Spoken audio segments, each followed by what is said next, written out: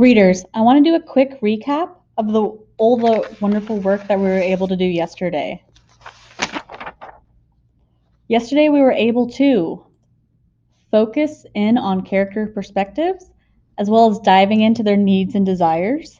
We also talked about what barriers and conflicts got in their way, and what experiences shaped these main characters' perspectives. What can you infer about them based on the embedded and hidden details throughout the story? We're going to return to our short story from yesterday.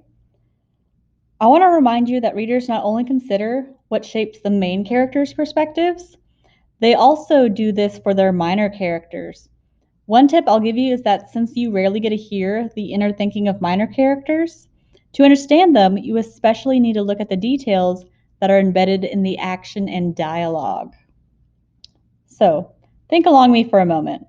Let's go back to the last part of the chapter we started yesterday, how to transform an everyday ordinary hoop court into a place of higher learning and you at the podium. Let's look at this part again, asking, what do we learn about each minor character's perspective? How does this character see the world? Does he see this world in the same way as the main character? Remember, you usually won't be able to hear the minor character's inner thinking. Instead, you have to listen to what they say and watch what they do. Let's go back to the story where our narrator has been sleeping in the car and the cop insists on taking him to where his father works. Then the cop pulls his father out to talk to him.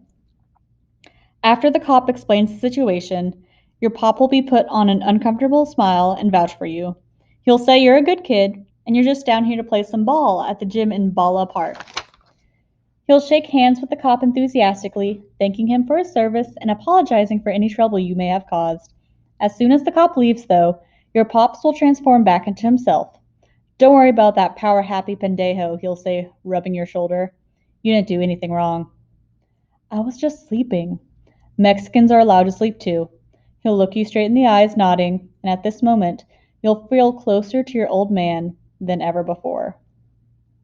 Watch me do this work. It's a little tricky because I can't hear what the father is thinking or feeling, but I can watch his actions and listen to what he says. Like, he shakes hands with the cop enthusiastically.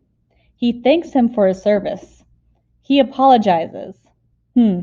What do these actions show me about him and how he sees the world? Well, it seems like he's really nervous about the cop. His father has never been polite so far in the story, but suddenly, here, he gets extra polite. That tells me what?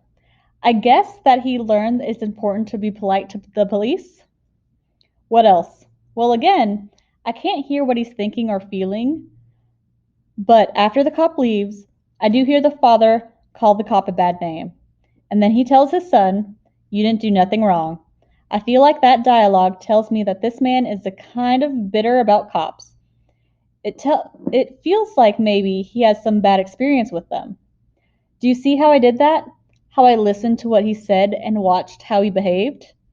And made some tentative theories?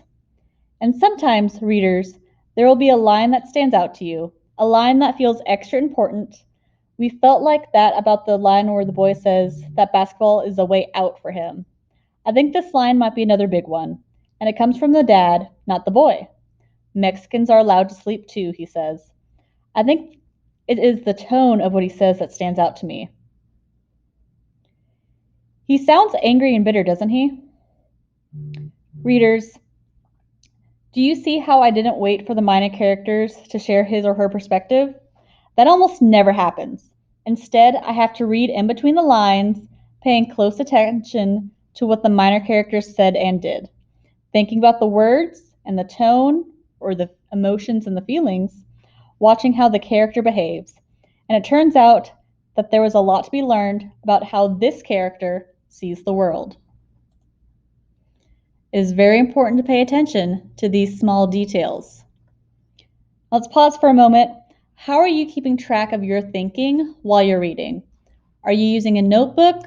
Are you taking notes digitally? Are you using Cami, sticky notes, or are you keeping track of your thinking in another way? It's important we write down these ideas and theories we have right after or while we're thinking, before we can return to these ideas.